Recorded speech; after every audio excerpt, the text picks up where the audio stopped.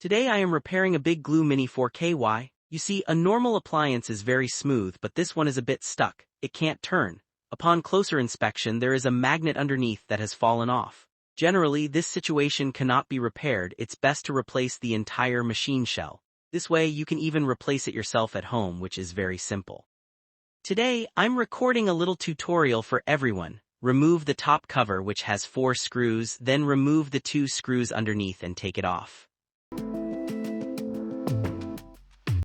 The bottom cover also has 3 screws, then use a soldering iron to desolder these 3 electrode wires. The antenna on the back can be pried off. There are still 2 screws here which are for the shaft. Pry it off, push it down, and it will come off.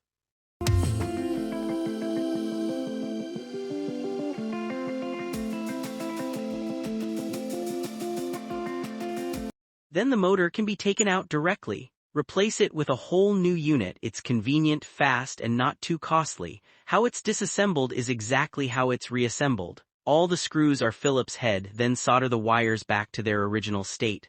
Finally, fasten the cover with 4 screws.